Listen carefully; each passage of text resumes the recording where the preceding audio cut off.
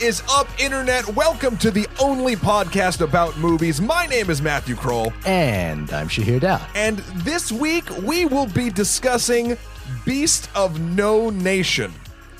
What a title. Yeah. Great title. Well, see, Shahir, we'll jump right into it. I think this movie should really be renamed. What do you think it should be called? It should be called You've Never Had a Fucking Problem in Your Life, is what it should be called. First world problems. Holy crap.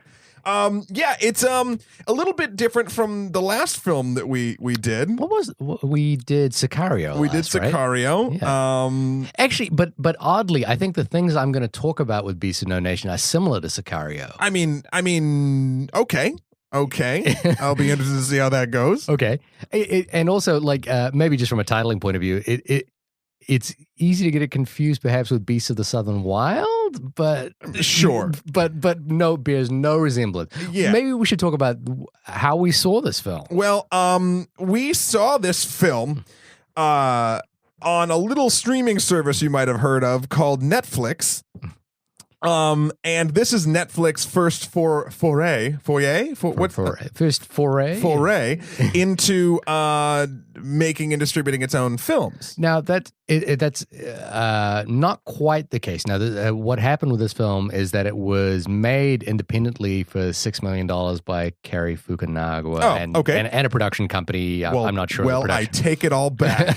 But Netflix purchased the film and is distributing it simultaneously in theaters and on Netflix, and it's the first of its kind. They're making headways with this with another film as well. They're doing a sequel to Crouching Tiger, Hidden Dragon, yes, which is going to be simultaneously released in IMAX and on Netflix as well.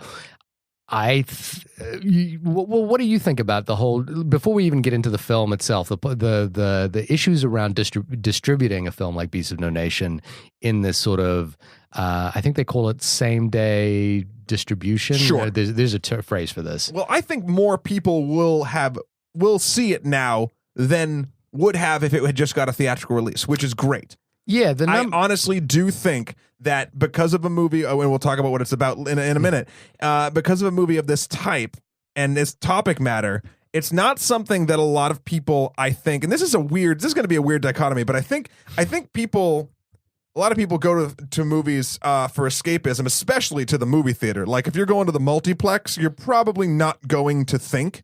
Yeah. Like a lot of times, especially if the movies we reviewed this past summer or anything to sort of talk about. Yeah. But like, this is a film that got me thinking a lot. And look, if you don't think a lot after watching this movie, I would begin to question if you have a soul or not, or if you're just a husk of a robotic empty shell. Let me just backtrack. I do feel like that because it had this sort of dual distribution, that more people are going to watch it, which is good. Yeah. I don't think monetarily it's going to do anything that they want it to sort of do because, Netflix, I'm sure, bought it for a certain amount of money. Otherwise, the filmmakers wouldn't have sort of gone along with it. But now major theater chains have been basically boycotting it because of the type of release. I think, AMC, Regal, and a couple others, so really only mom and pop movie theaters for the most part, and I might be forgetting a major chain that said Shore, are showing it, which it's interesting as well because it's an interesting choice for Netflix because we often think about film distributors as solely commercial entities. They're faceless. They have no agenda. It wasn't until we had branded distributors, like if you thought about MGM versus 20th Century Fox, you didn't really say, well, one made these kinds of movies and one made these kinds of movies. But then I think around the age of the independent film boom with the rise of the Miramax, and maybe even the Pixar, and now the Netflix, you're starting to see, at least I think that there's a case to be made for the production and distribution company as auteur, the production and distribution company as having some authorial voice in in what type of film this is. Okay. And so for Netflix to pick this particular film as its first film, I think is perhaps a step. It's a bold step on their part, and I think it reflects, at least in some capacity, Netflix's desire to be a home for interesting independent cinema. I'll also say it's more of it's proven itself as a legitimate dramatic home for television shows that it can create. Now it wants a piece of, honestly, I feel like I don't have a better term for this, so to say it wants a piece of the Oscar pie. Yeah, I think there has been it's a push. Slowly on its way to its EGOT. It's going to have a musical and put on a Broadway show. And a Broadway show. Yeah. And I think like on the one hand you could look at this as a reflection of Netflix, making a bold choice for its first film, but then again, it made odd choices for its first TV shows as well. Like I think one of the first produced Netflix shows was Lilyhammer. Yeah, that little mob show set in Iceland or somewhere like that. Right. So while on the one hand it's an interesting display of choosing like a unique independent film, on the other hand, it might just be a case of Netflix just kind of throwing things at the wall, because they are, at the same time, they're also courting Marvel to distribute more films. They have their own Marvel show, Daredevil is a show on Netflix. I think they're sticking with, are they doing actual films? I hadn't heard about that. They're doing I think they're miniseries. They're looking to distribute Marvel films on Netflix as well. Got you. So I think, like unlike say HBO, which has a certain pedigree in documentary, for example, and TV shows, I think Netflix is trying to stake its claim, put its foot in the ground in terms of who they are. And and I think Netflix is doing an interesting job of branding. And again, a film like Beasts of No Nation is a really, really interesting film to stake as your first feature film. Oddly, the thing, and I think Matt Singer over at Screen Crush. It's a little late in the night, so what are you talking about? It's totally not midnight. We're totally not doing this right now. But I think Matt Singer over at Screen Crush wrote a piece about the fact, the interesting fact, which is that Netflix, which is a home cinema distribution company, primarily they're in the business of delivering content to your home. The first film they've picked as their first feature is oddly a film that should be watched in a cinema. This is a very cinematic experience. This is a very big screen experience. So I agree with that, and I would have loved to have seen it in a movie theater. Yeah. However, I do think that if I'm not talking about the money side of this, I'm talking about the people side of this. Like I said before, would you have gone to see it? Yeah, no, I honestly wouldn't have. Yeah. It would have had to have a killer ad campaign that would have cost a ton more money to do anyway, just to get me, or I feel like the average moviegoer to go see this. Like there's certain where Hollywood sort of makes its money are people that they know exactly what to market to when. Yeah. And this is something that it would be a difficult sell for a general movie going populace. Yeah, and I think the kind of genius of that approach is that, yes, it's hard to get someone to go, oh yeah, there's this, like I have this all the time, which is like, oh, there's this really good movie. I've heard great things. It won major prizes. It's got this amazing, like when we saw White God, that sort of thing. Right. It wasn't until it came on Netflix that I saw White God. And it's often the case that like a film like this is like at a movie theater that's way out of the way. Right. And it's like, am I really going to spend my Friday night going out to that movie theater? And I really want to. And let's be very clear, by really out of the way, Shahir means like 10 subway stops, which for people that live in New York City are like, oh, I mean, I could do that, or I could just order Thai food and hang out here and watch Netflix. Netflix and chill, you know what I'm saying? But so for me, having look. Side note. Do not Netflix and chill with this movie. I'm going to put that. This is not a Netflix and chill. This is not the Netflix and chill film that you're looking for. But like the thing. Now there is a lot of great content on Netflix, a lot of really hard to find content on Netflix. There's a lot of shit content on it too, but I think that's part of its charm. Well, like for example, White God, that's a film we reviewed. You can go back and listen to that review. That's a film that's hard to find, but it's on Netflix. And would we go out and seek this film had it not been on an easily distributable, format like that? And so for me, the cool thing about this film was, I have a hard time convincing my wife to go to the movies, Right. And it's not because she doesn't like the movies. It's because she hates film. She hates fun, like me. No. Chevalier loves fun. I would say the thing about it is she works very, very long hours, very hard. And so at the end of the day, it's hard to convince her to go out and see something that if I tried to sell her, oh, there's this really difficult child soldier movie playing at a movie theater 10 stops away on a subway on a Friday night, that's a tough sell. Not going to do it. Not going to do it. That's hilarious. But on last Friday night, when the movie was released, I was like, we were sitting at home and I was like, hey, there's this really cool, interesting movie by the guy who directed True Detective. And you don't have to move. And you don't, you're in your pajamas right now. We could just watch this thing. And we did. And would she have gone to see this movie? Now, it's not that she wouldn't have wanted, she really enjoyed the film, for whatever the term enjoyment means with a film like this. But would she have made the effort to go out and see it? Had it not been on Netflix and had it not been kind of staked out in that same way, in the same way that, would we all go out and see the sequel to Crouching Tiger, Hidden Dragon if it wasn't like the huge campaign that's coming with it, So I think this is an interesting place for Netflix to be in. It's an interesting place.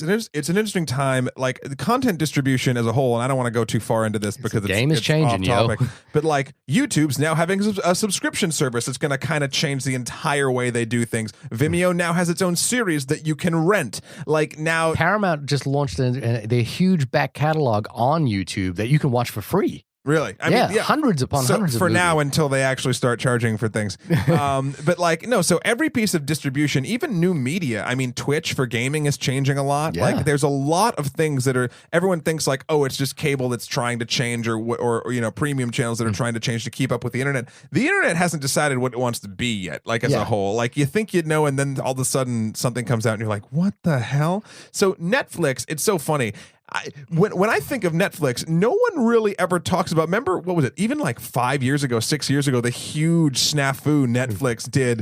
It was shorter than that, actually, when they split their company. When they split their company and they were going to do games and they were going to do like... Well, they were going to do DVDs separately to online streaming, so you would have to pay twice. And the CEO had like a breakdown and like 3 emails he sent made no sense, and like then all of a sudden... Yeah, and the worst part was that they were going to rebrand one company as Flickster, and they didn't even like secure the domain name. So like this is a company that we all thought at a couple years ago was like, oh, this is dead. Like no one thought it would become this juggernaut, and now it's become sort of this gold standard. So it kind of, I mean, I think Netflix is the quintessential streaming service, even beyond, and I consider YouTube a streaming service because it's streaming video. It's just different content. Yeah, I think that Netflix is. It's so funny because you ask probably anyone around the world, they're going to know what Netflix is and what YouTube is. Yeah. But they might not know CMT. They might not know, I'm trying to think, like TBS. They might not even know the big three anymore, like across the, I'm talking ABC, American NBC, countries. Yeah. And, like, I know there obviously, there's the BBC and there's all the other things in other countries, but like, every country knows what Netflix is. Even if they don't have it, they know. I'm always, I'm not much of a player on the stock market, right. but I was about to buy Netflix stock just as they announced the Flickster. You should have. And what happened was the day I was about to buy it, literally the day, Netflix stock plummeted from like $120 a share down to something like $40 or $30. And I look, I'm not a stock analyst. I should have been like, oh my God, this is the time to buy.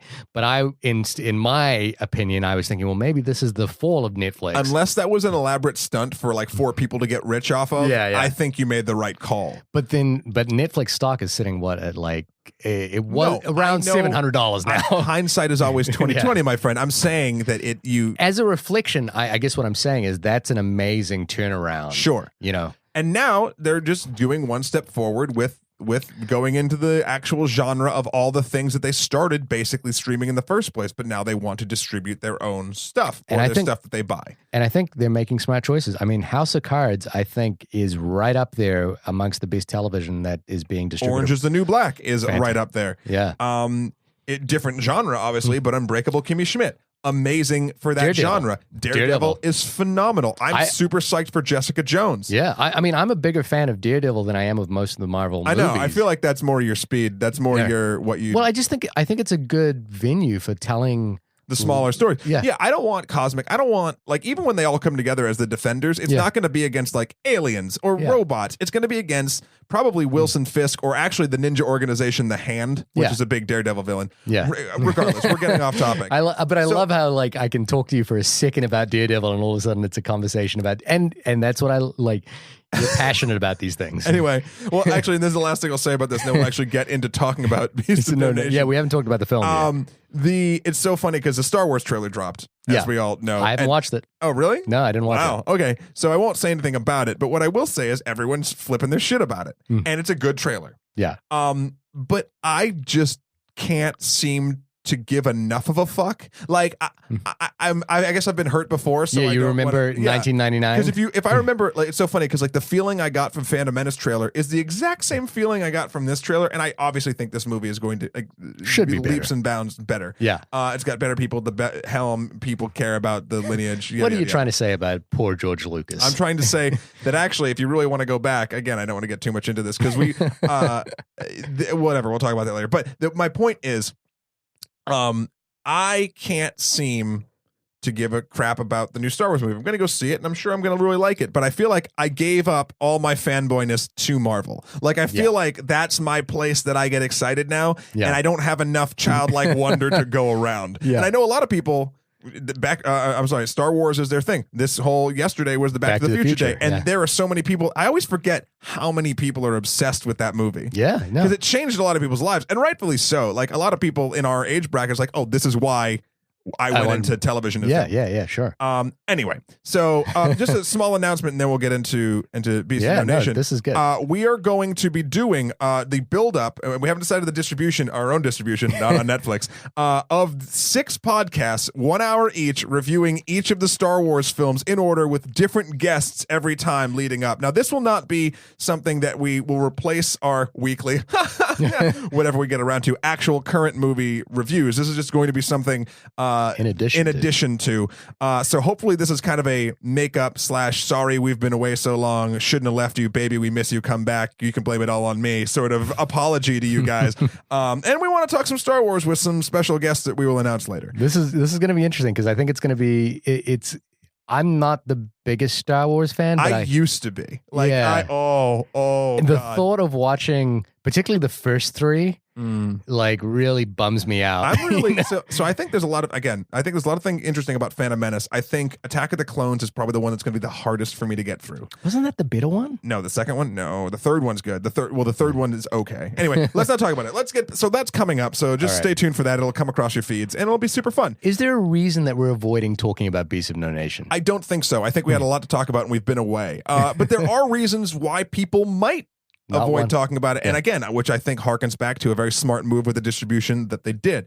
So Beast of No Nation is the story of a child. What country was it? Because I'm trying to... Here's the curious thing about Beast of No Nation is, based on the book, it doesn't really give away what country. I guess it doesn't matter. I mean, you hear the term Nigerian Liberation Force throughout the film. But there's no real indication of which particular country this is set in, which I think is a smart move because it tells the story from a child's perspective, which is that they don't know what countries are involved in what wars. They don't care.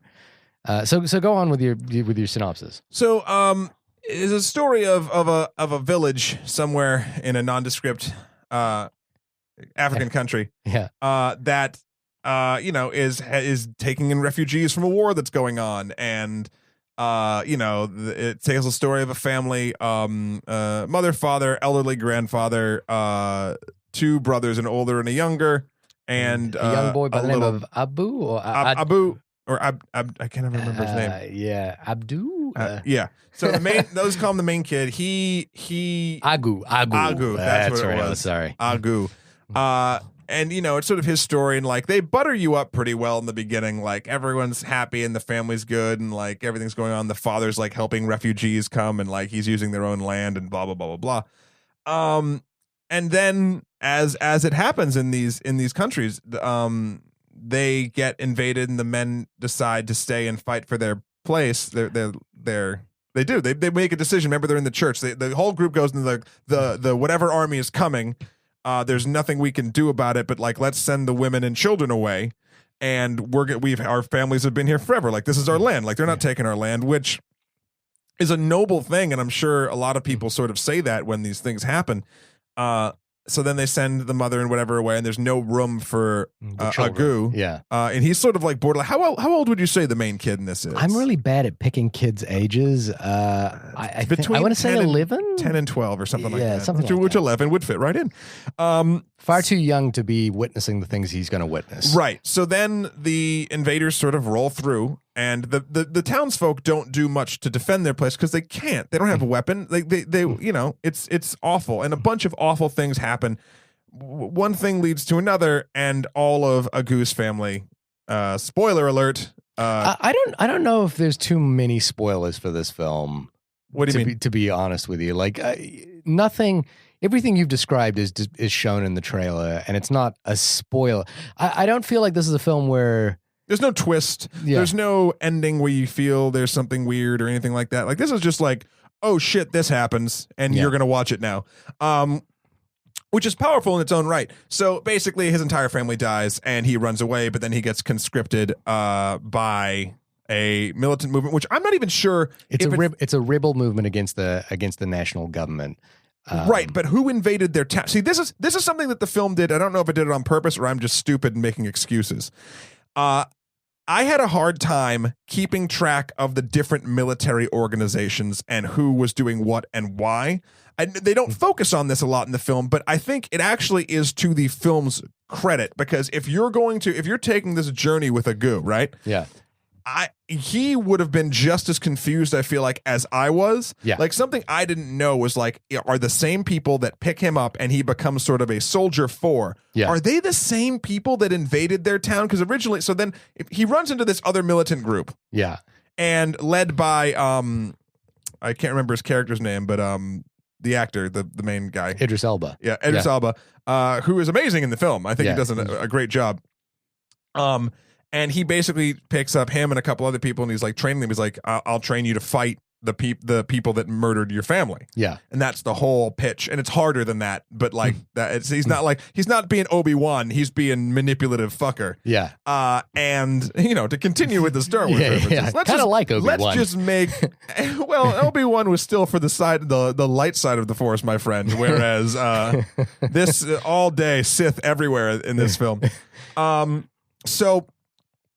So that I was confused a lot of times on who was fighting what when. Were these the same people that actually did it? Was he tricking him into doing it just to sort of get him to do I didn't know. And a lot of times I felt like, especially in the beginning, before it seemed like he just stopped caring, before Agu stopped caring. Well, again, it's that question, I think, is that if you're a child, an 11-year-old child has no political allegiance. Exactly. And I think that level of confusion I took as a deliberate choice from the filmmaker to sort of not everything's spelled out for you, and you're just going through this kind of through the eyes of a child, and you obviously have your adult sensibilities. You're like, well, I know he's up to no good trying to train because he's training a fucking child soldier, but at the same time, like then they do this thing that kind of makes Idris Elba sort of. Idris Elba. Yeah, he toes that line really, really well up until a point, of course, where you can kind of see in the situation that he's in, there is some charisma, at least, to his character, enough to make you want to go, enough to, you understand why he's the leader of something. Yeah, and the problem is, it's not the problem. The central conceit of the film wants you to protect Agu. The audience, you want to look after this kid. You want him not to be in this scenario. You don't want any of these kids to be in this scenario. Yeah. So anytime a character comes along that might offer some solace, some protection, you kind of wonder, well, maybe this guy is okay. And Idris Elba's character, I mean, you do know right away, even just from the marketing, that this is not a good man. Yeah. But you start to wonder if he's the best bad man in a shitty situation. Exactly. And though his sensibilities are entirely warped and wrong, at least does he see this as he's rescuing the kid, or is he just using the kid? Yeah, and also, when if you compare it to the encounter that the family has with the military at the beginning of the film, which is completely indifferent to their lives. Yeah. It's a flawed argument at best, and this is the argument that some people had. This is going to be a long a very divergent analogy. Hold on, I'm just going to crack this beer. No, but it's the philosophical argument for slavery in some respect, which was that slavery at least had a vested economic interest in protecting your property, and that's fucked up. Yeah, exactly. And it's a poor argument, but essentially, if you compare the way that Agu and his family are treated by the rebels, who have no interest in keeping these people alive, you could argue, wrongly in my opinion, and flawed in many ways, that at least the commandant, played by Idris Elba, has a vested interest in protecting Agu. So it might be Stockholm syndrome on my part, but you kind of go, well, at least he is trying to protect him. Of course, he's not, and he's the worst human. He's possibly one of the worst human beings on film. But I don't know if he's trying to protect him. I think he might see it, his character might he see sees it that way. That. Yeah. So it's hard because you kind of question back and forth. And again, I go back to, you're kind of in Agu's shoes at this point, and you don't know if he's... Yeah, you have to, and you could argue one of the from a classical cinematic point of view, one of the structural problems of this film, and I put the word problem in air quotes because it's not a problem, it's just perhaps an issue that some people, myself included, had some problems with this film, is that Agu has very little agency in the film.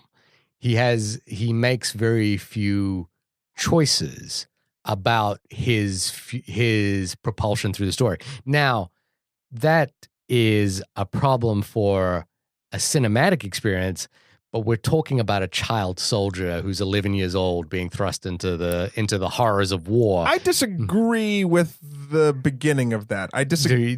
I think he had a lot of moments that change him for the worse and are sort of character twisting moments. Now, no.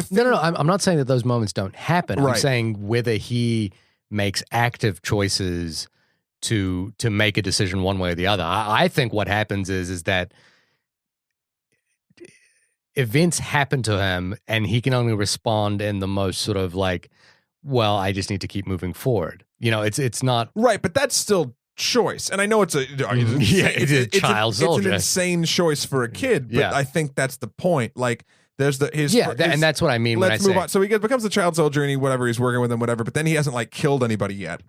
Yeah. And they do this sort of guerrilla warfare on a convoy. Yeah. And they take the prisoner out, and then the commandant makes Agu kill him. Yeah. And at first, the choice of the weapon was the most ridiculous thing. He's like, oh no, that gun's too big or whatever. No, he can't carry that gun. Yeah. He gives him a hatchet instead of a pistol. Yeah.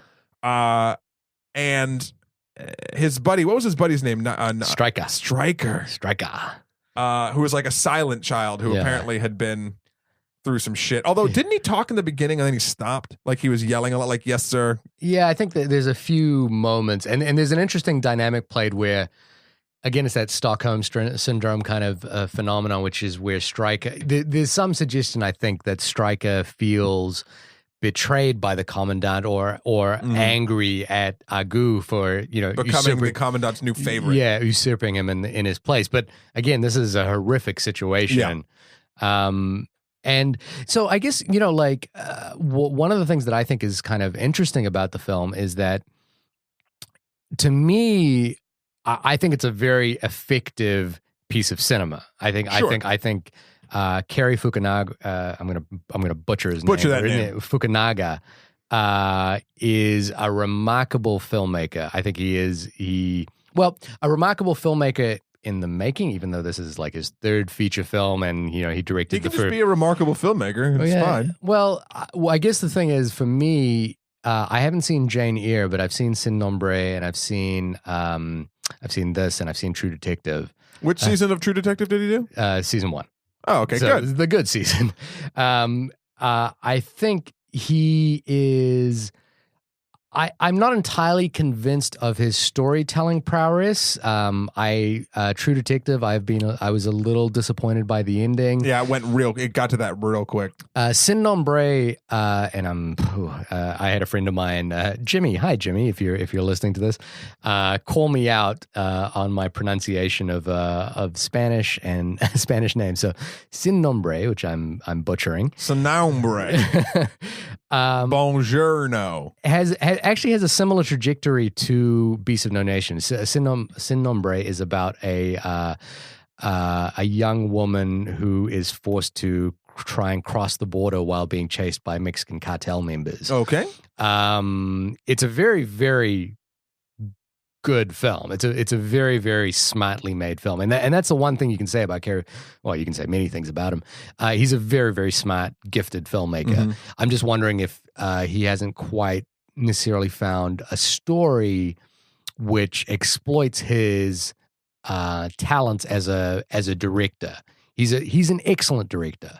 But like you and I were talking earlier, I think one of the things that happens when you get to a level like Kerry Fukunaga's is one of the things that distinguishes you is your ability to choose material. Sure. And I think the material, and all the material he's choosing is really good. Like, it's really interesting stuff. Like, True Detective is really fascinating. Sin Nombre is really fascinating. Beast of No Nation is really fascinating. But does it deliver on a story level? And that's the thing for me that I kind of am curious about with this film. Hold on. So delivering the term delivering on a story level. Yeah. I think that means different things to different people because, okay, let's everything, there's like only 7 stories and there's the classic arc of the hero's journey and blah, blah, blah, blah, blah. But let's look at a film real quick. Like, so this movie, you see a character's change and not grow for the better, but like grow for the worse or change for the worse in a goo. And again, like you said, the choices are do this or die, but it's a lot of that, and he chooses to do the things, which is because he's a child, of course.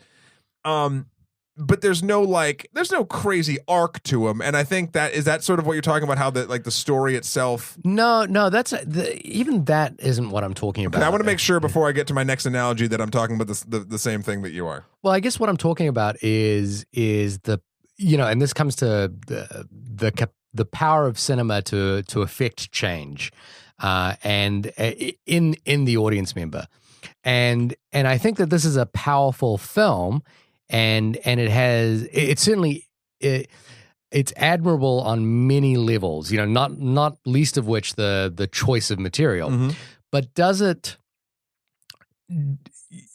it akin to taking medicine?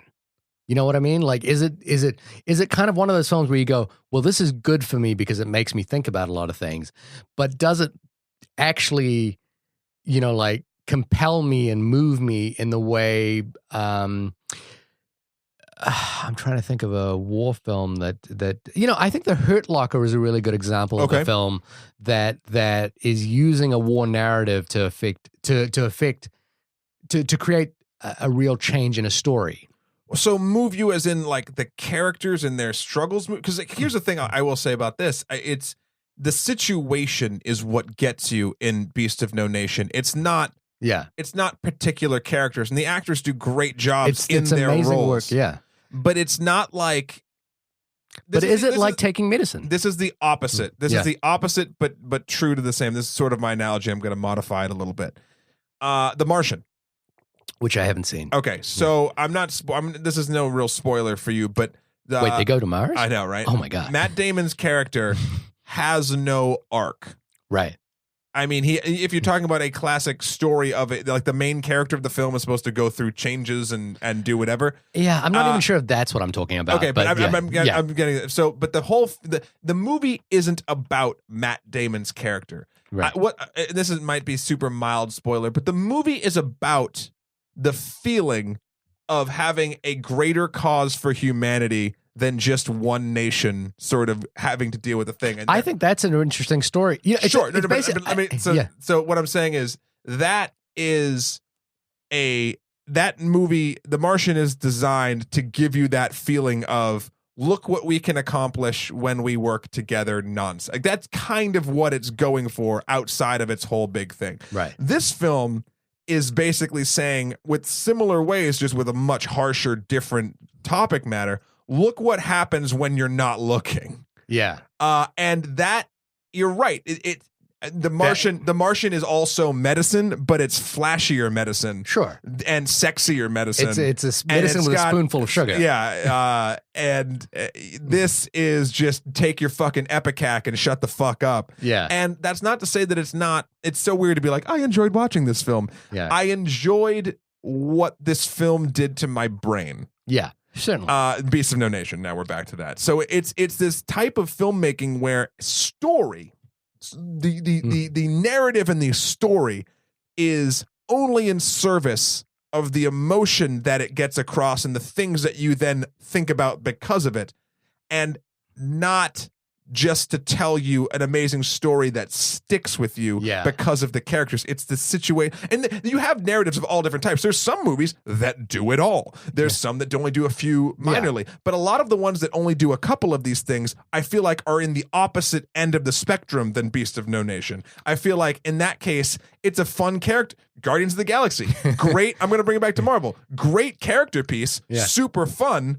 Do I really give a shit about the galaxy? Yeah. Not really. Yeah. And this is the opposite spectrum. This is the opposite. This is, okay, there are these characters and the actors did a great job. They did a great job at portraying a situation, but I don't particularly remember or care about the characters. I care about, fuck, child soldiers are a real thing. Fuck, there are people like this commandant. Like, that's huge and heavy and weighty.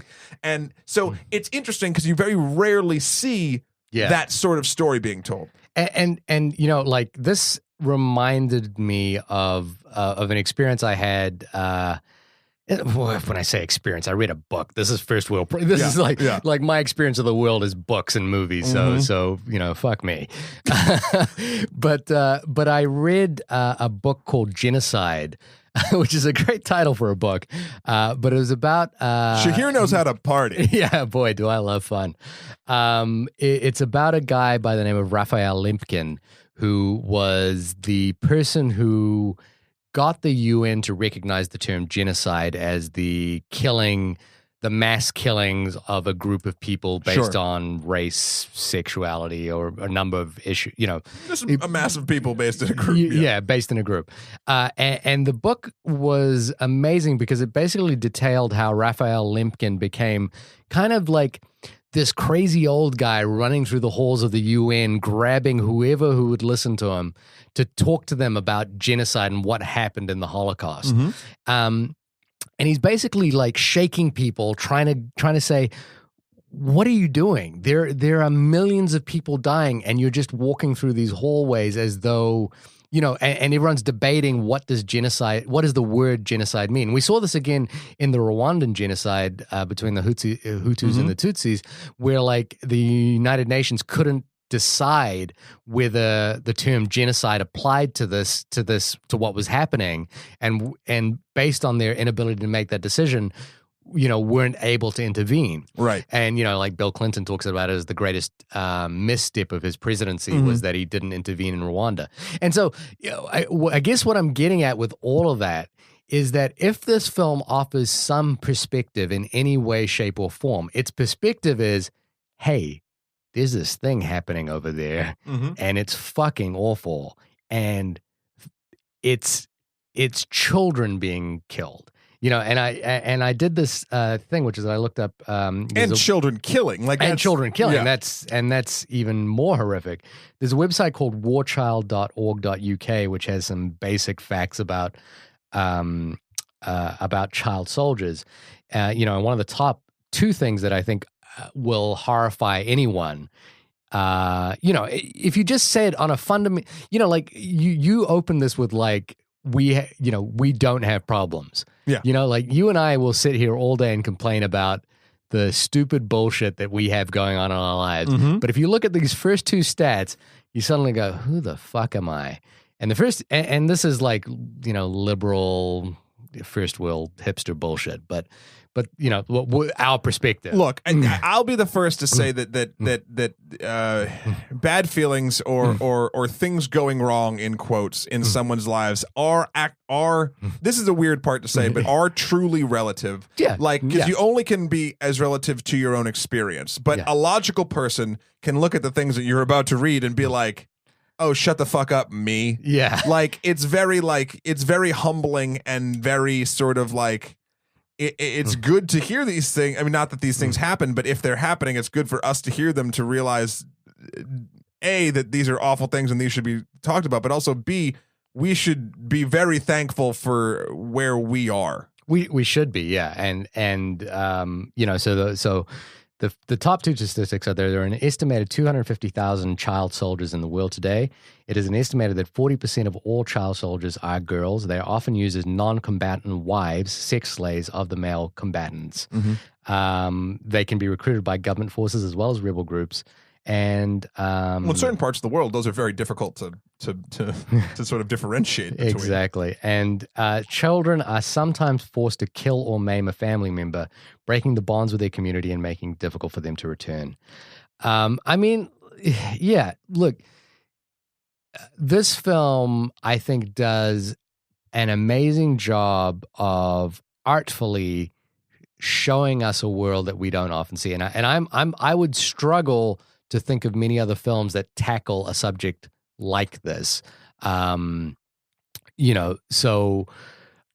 was a book by Dave Eggers a couple of years ago called What the What, I think it was called. I haven't read it. I'm a fan of Dave Eggers, but I haven't read What is the What, which is an account of a child soldier. And it's written by a child soldier who grew up, who managed to make it out and grew up in America.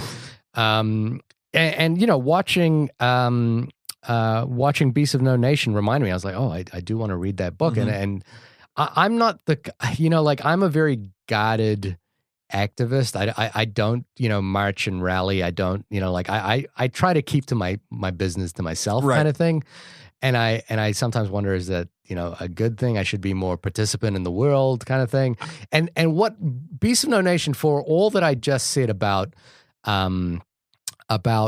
whether its story offers perspective, if anything, the fact that it exists and it's made and it was distributed in such with at least some fanfare by Netflix is a demonstration of the power of this film, which is that it highlights something that is not often seen on screen. And if that is anything, that's a testament to the power of cinema to bring about change by showing you things. Yes, by increasing knowledge awareness and a thing of a problem.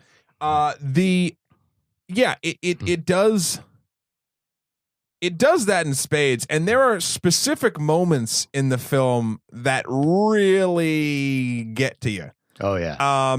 There's the moment where he has his first sort of kill, which I think is really it's powerful cinema. Is powerful. Then there's a moment when he takes, or like they give him his first drugs. Yeah. And then they cut his forehead and put cocaine. I'm not sure what brown powder. I don't know the drug. Brown. Yeah. And he doesn't start hallucinating, but he gets more awake. And then when they storm a village or something, like the colors all change. Yeah, and it's like beautiful his first, cinema. It's done so well. There's a time when they're storming that village, where they run into a woman. And this is, maybe you can shed some light on this. I wasn't sure. He grabs her eventually, this woman, this actual, like, it must have been, 30s or 40s or whatever, and starts going, mom. Yeah. Like, my impression, without giving too much of, without like giving away the power of that scene, is that wasn't his mother. Right. But it's an incredibly powerful scene, and Cary Fukunaga is demonstrating that he is a master of tension. You know, the way he plays that scene out. They set it up like it could be his actual mother who got away, and it still could be. Like, I don't know if it was. I don't think it was. No, I really didn't think it was. But he treats her like his mother for a second, and then he's like, no, wait, she tricked me, and he's trying to play it off, and he leaves sort of the room, and he comes back, and she's being raped by another soldier, and he just goes up and kills her straight up. Yeah, I mean, if you are cringing slightly as you listen to that, the description I'm doing it is not giving it nearly the but it's a difficult scene. So but that whole transformation, that's in 5 minutes, right? So it's him turning back to super childlike for a second, then getting real angry, and it could be because he's also high at that point. Yeah. And then he leaves, storms out, thinks for a second, and then basically goes back for a weird piece of super violent mercy. Yeah. And just kills this woman mid-rape. Oddly, I think it reminded me of Martin Sheen in Apocalypse Now a lot. You know, like basically that whole scene and the way that scene is played out, and the way a lot of scenes are played out, particularly later in the film, is kind of about the madness of war. Yeah. You know, like this is just madness. And I think, if I've been talking about looking for perspective in all of this, a film like The Thin Red Line by Terrence Malick kind of offers that perspective. And Malick's perspective is that war is a fundamental affront against nature, in both human nature and the world itself. And I think that's what The Thin Red Line was really about. And I struggle to think what Beasts of No Nation was necessarily about, other than what we just described earlier, which is that it does highlight an area that is very unseen. Obviously, it's shining a light on things we haven't seen, but something that I find very interesting in this film, that you could go from the actual narrative in the movie to actually the narrative of it being released, is... So it's shining this light, right? And it's not just these small moments that we're sort of saying like, oh, we see him do this horrible thing, and we see him do that horrible thing. It's pulling back. It's a very wide look at war in these African countries and with child soldiers in general, to the point where, and I think this is what the power of a film like this, like, if you're in the thick of this, like if A, you're a child soldier, or B, you're the commandant, or you're one of these soldiers in this thing, like, it has to be incredibly easy to be swept up and be like, my cause is just, God is behind me, this is important, we're taking back our homeland from these invaders, and this is what it is. So you get this sort of charge individually or as your little group of like, we are in the right, this is important, blah, blah, blah, blah, blah. But when you pull back and you see the bigger picture of all of this stuff, the further back you pull, the more ridiculous and sort of the things you just said, the more insane and just totally irrational war in general sort of seems, to the point where, again, this is a spoiler alert, but in the film, the platoon, the commandant and Agu and all them go to the headquarters of the general or whoever that they're following, and they're not treated very well. And then all of a sudden the general, because political things are shifting, who was using this commandant and all of these children soldiers to get his shit done, all of a sudden when light is being shown on what's happening, he then distances himself, firing the commandant or promoting / demoting him to a place of non-combat nonsense and giving his platoon to someone else to probably get rid of. Yeah. It's basically saying, even in this world, like, oh shit, once people are looking, we can't do this anymore. Yeah. And that was a sort of weird, cool, meta-breaking moment for me, because I'm like, oh, this is like, this film, if you really wanted to twist it around, if this film existed in this film, it would be one of the reasons why this guy is now excommunicating the commandant who's using child soldiers. Yeah. Like, it's this moment that's like, oh shit, not even the people in charge are condoning this anymore. Yeah. And publicly. It's that amazing, like there's I think it was in Bowling for Columbine, maybe, Michael Moore does this little rant about the administrative side to the Holocaust. And, there's this well-documented it's well documented if Michael Moore is to be believed, if I'm to believe Michael Moore, and what I mean by that is that I have not done any more empirical evidence other than watch this movie.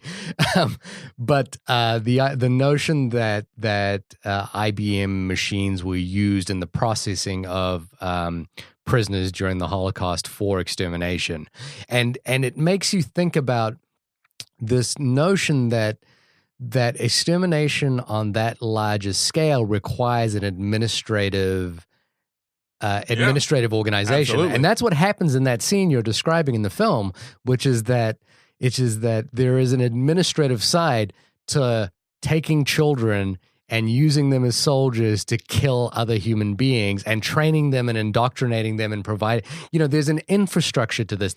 And I do feel like, even for instance, like, let's say the Commandant Alba's character is actually a real person, right? Yeah. If you showed him this film, and saw the sort of pullback of everything, and not just like, because I feel like once you're doing something for so long, if it's crazy enough, you're going to start believing it. Yeah. Like, I'm not saying he was ever a good guy or like whatever. I'm just saying, like, you have to be truly mad to watch something like this and be like, oh no, this is completely justified. Yeah. Like, and if you do feel that way, then you are no longer part of the human race, and something might have to be done. So like, it's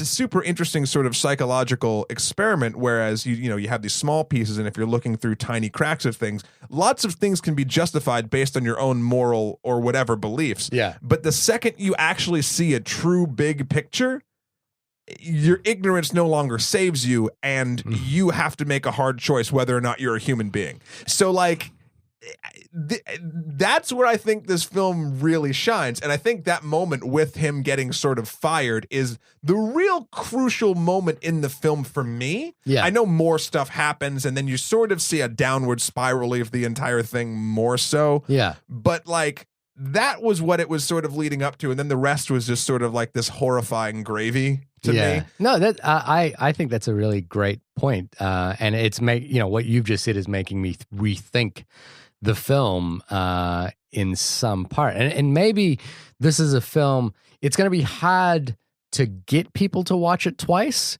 but I think on a repeat viewing, if you're thinking about it in those terms, I think it could be a very rewarding experience to revisit. It like I say, it will be very, I would have trouble getting someone to revisit this film, but yeah, I agree. I think that's a really good point. So like, I think overall, I don't want to keep going and giving too much away, and I think we've kind of covered the film and the topic matter. I would unequivocally recommend watching this, especially with the way it's distributed. Like, I think there's no reason you shouldn't watch this. You should watch it when you're in the sort of right mindset to watch it. Like, don't go in wanting a comedy and watching this movie. It's so impeccably made though as well. It's so it's crafted with such a degree of artistic control, I want to say, or artistic ability. That I do almost wonder that, like, like sometimes, when you say you have to be in the right frame of mind to watch something, it's because there are going to be like inherent flaws. Yeah. This is a case where you have to be in the right frame of mind just to watch that particular story. But I think that's the point, is that these kinds of stories are the kinds of films we want to see, or we should be seeing. Right. Now, does that make the film akin to medicine? Does it make it akin to taking your medicine? And not all cinema should be this way. Yes, but also, you're right, not all cinema should be this way. But in a sense, why does medicine exist? To make us better. There you go. And if cinema has the capacity to make us better, then I think Beasts of No Nation is a good example of that. Yeah. Now, will it affect change in the world? Will it actually get people to make real changes? I don't know about that. Maybe. And perhaps you could make the argument that a more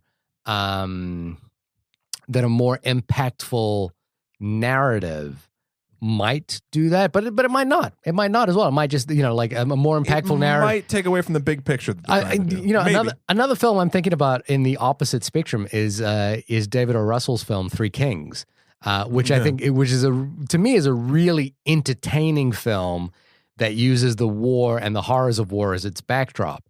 Now, does that film affect change? I don't think so, but I'm really entertained by that movie. It makes me relive the time my lung collapsed. I'll tell you that. Yeah, well, the scene of sepsis. Yeah, that was actually, me. Interestingly, I once read about the making of that film, and I read that this was because I was an extra on. It's a funny story. I was an extra in a film called Freddy Got Fingered when I was living out in L.A. That's right, with Tom Green, and Daddy, would you like some sausage? And I decided to read up about all the people that were going to be working on the film, and there were. It was my first time on a film set, and I wanted to find out who's who of and what they did. Yeah, and the I believe it was the special effects makeup person from Three Kings was also the special effects makeup person on Freddy Got Fingered. And I read in my research for being an extra, I might be the only person who researched the filmmakers on being an extra. Sure. The guy or woman, it's been a while now, who did the special effects makeup might have been arrested because they were unsure if they'd used a real cadaver in that sepsis scene from Three Kings. That's a long aside, but it just reminded me. I wanted to just touch on one other thing that I was thinking about. Cool, you got 4 minutes. Very quickly. When I watched this very soon after I'd watched David Simon's show, Show Me a Hero. David Simon is the creator of The Wire and Generation Kill. And Show Me a Hero is streaming on HBO Now or HBO Go right now, and it's about the housing crisis in Yonkers. Excellent show. And the reason I thought about it was I read this review of Show Me a Hero a couple of years ago, which quoted Elia Kazan, who was talking to Michael Cement in 1973. And this review basically said, Elia Kazan said, I feel that today filmmakers who make films that have a social significance make metaphors. They say it's a Western, but it's really about Vietnam. And I think he was talking really there about Bonnie and Clyde and maybe a couple of other films. Or it's a gangster story like The Godfather, but it's really about the difficulty of speaking the truth in America. In other words, they make substitute pictures. And what Kent Jones was really talking about in that review was the thing that made The Wire amazing was that it wasn't a metaphor. The thing that makes Show Me a Hero amazing is it's not a metaphor. It's about something that's happening right now. It's about something that directly affects people today, and there's no metaphor to it, which is what I think Elia Kazan was getting at. A layer of displacement, a layer that keeps us from the actual issue. And what's amazing about Beasts of No Nation is it's about something today. Yeah. It's not a metaphor for the war in Iraq. It's not a metaphor for commercialism, consumerism, or anything like that. It's about child soldiering, and it's telling a story about child soldiering. So the immediacy of it is the power of it.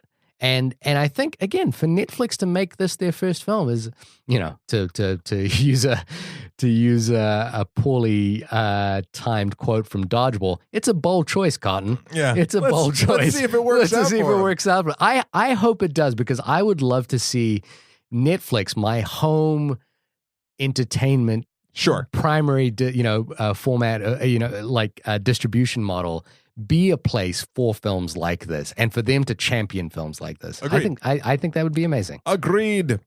All right. Well, yeah. So bottom line is watch the movie. Yeah, it's there. Y'all have Netflix. If you don't, what? I'm glad we did this. This was a really good conversation. Yeah, I feel like we actually really got into this. Yeah, one. We dug in, and I think it's important. I think it's something to be talked about from both a content level and from even an industry level. I think it's all good. There's all layers there, and it's amazing to me that this is 1:00 in the morning right now. We're fine. Both of us have enormous bags under our eyes. It's all good. But, it was a good conversation. Yeah. Well, this has been the only podcast about Beast of No Nation. Or at the very least, I will say the only podcast about Beast of No Nation that also included references to Guardians of the Galaxy, Star Wars, Dodgeball, and the myriad of other films that have nothing to do with this film that we kind of made have to do with this film. We're very good at just being movie geeks, I think. Tangential nonsense is what I got my bachelor's in. Anyway, you can wait. Hold on. So we do other things. Shahir, where can people find you? You can read stuff on my blog and see more of my film work at shahirdaud.com. That's SHAHIRDAUD.com. Only Movie Podcast, the only movie podcast about movies, has a Gmail account, which you can email us in. If you let us watch Beast of No Nation and you have any thoughts about it, let us know. We'd be interested in hearing from you. The Gmail address is onlymoviepodcast@gmail.com. We also have a Twitter account @onlymoviepod and a Facebook page. Look us up. That is right. And you can find me at MatthewKroll.com, MatthewKroll.com. Also on Instagram at Skeletor4, and on Twitter at EmperorMSK. And you can find me on all those things for all of my internet ramblings. Also, check out Same Night Movie Review, our Great sister, show. our sister website. Are we the sister or the brother? Wait. We're the sister. We're the sister? Yeah. Right. We're the hot sister, and the one that's going to a good college. Good. But because they're both equally important, damn it. He great written reviews. Actually, Stephen Buja, who does most of them, also our good friend Matt Marchetti is doing a lot of, especially for Halloween, reviews of older sort of B films that he is a master of. But I think is he doing The Descent coming up? Maybe. I don't know. He's got a lot of cool stuff. So check that out. SameNightMovieReview.com. Yeah, I guess that is everything. So again, this has been the only podcast about Beast of No Nation. Are we going to end with a joke? We're not going to end with a joke. No, we're going to end all class. All class. With that Drake song that you wanted to play. Every time. What was it, the Hotline Bling? I don't know. When you, I'm not going to do it because I haven't got it in my head anymore. So just for backstory, I've been listening to Drake's Hotline Bling all day and kind of dancing around like an idiot. and I've been trying to get Matt to have this song in his head before he flies off to Italy tomorrow. So let's see if I can do the mental gymnastics to tie Beast of No Nation to Hotline Bling. Okay, so if it's a movie about child soldiers, it's made. Oh boy, don't go down this road. So it's made so we start thinking about things and not just glossing over stuff. And perhaps a lot of people should be told to watch this movie and be told about the problem. And perhaps there's a hotline. I don't know. If you want to stop listening to Drake, maybe there's a hotline for. No. Good job. Anyway, yay. All right, till next time, guys. Thank you. Keep watching.